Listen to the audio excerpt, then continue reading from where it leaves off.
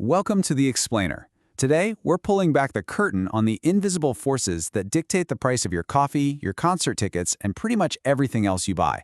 We're talking about supply and demand. All right, let's just dive right into it. We're going to start with a question that seems super simple on the surface, but the answer? It's the reason your wallet sometimes feels a little lighter, or heavier, week to week.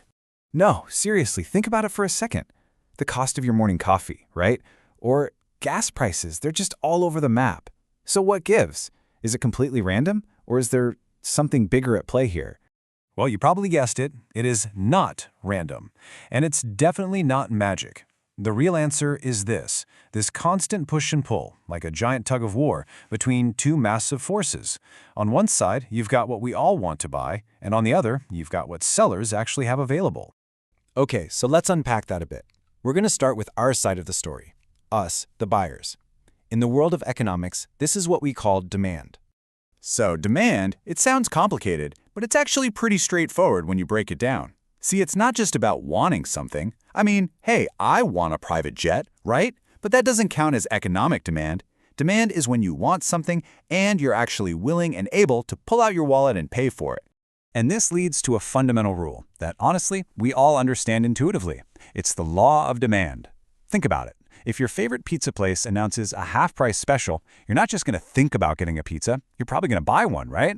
Maybe you'll even get two. It's a simple inverse relationship. When the price goes down, the amount we want to buy goes up. And when you visualize this, you get what's called the demand curve.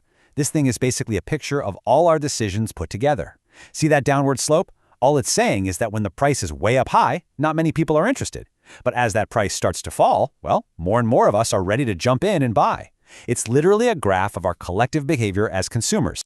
All right, that's one half of the story. Now, let's flip the coin. Let's look at this whole thing from the seller's point of view, the people actually making and selling the stuff. This is the world of supply.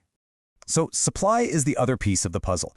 It's pretty much what it sounds like. The total amount of a product, whether we're talking about coffee beans or concert tickets, that a business is able to and wants to sell. And this gives us the law of supply. The logic here is all about the incentive, right? If you're a producer, are you more motivated to make and sell something for a high price or low price? Of course, a high price. The higher the price, the bigger the potential profit. So it makes sense that when prices rise, sellers are going to want to supply more. And just like with demand, we can visualize this. It creates the upward sloping supply curve. It's the total opposite of the demand curve, right? It just shows that as the price goes up and up, sellers get more and more eager to get their products out there and make a sale. Okay, so let's pause. We have buyers who always want lower prices, and we have sellers who always want higher prices. They're in a total standoff pulling in opposite directions. So how on earth does the market actually land on a single price? This is where the magic happens. It's called the equilibrium price. Think of it like a handshake between buyers and sellers. It's that one single price where the amount of stuff sellers want to sell is exactly the same as the amount of stuff buyers want to buy. It's the perfect balance. But what happens if the price is wrong? What if it's too high?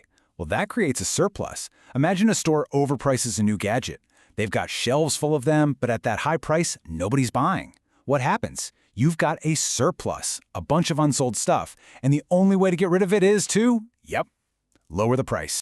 And this is such a cool idea. It means the market has this incredible built-in way to correct itself. If there's a surplus, prices naturally get pushed down. And if there's a shortage, not enough stuff to go around, prices get pushed up. It's like gravity, always pulling the price back towards that equilibrium sweet spot. But wait a second, that balance point, that equilibrium, it's not permanent. I mean, the world is always changing, right? A new trend blows up on social media, a new technology comes out. So what happens when some big external force comes along and just shifts the entire board? Now, this is a really important distinction. There's a difference between a movement along the curve and a shift of the entire curve. A simple price change, like a weekend sale, just moves us to a different point on the same curve. But a big non-price factor, like a new trend, that doesn't just move us along the line. It picks up the entire line and moves it. The whole game has changed. For example, think about demand. Factors like our income, new fads, or even the price of a related product can shift it. Imagine a new health report comes out that says drinking coffee is the best thing you can do for yourself. Suddenly, way more people want coffee at every single price. That's not a movement. That's a massive shift in the whole demand curve.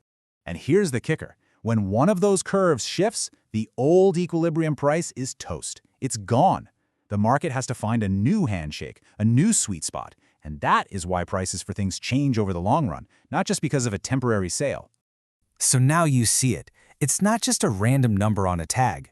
It's the result of a massive, invisible dance happening all around us, a constant negotiation between what we all want and what's out there to get. So now that you see these invisible forces, what prices will you look at differently tomorrow?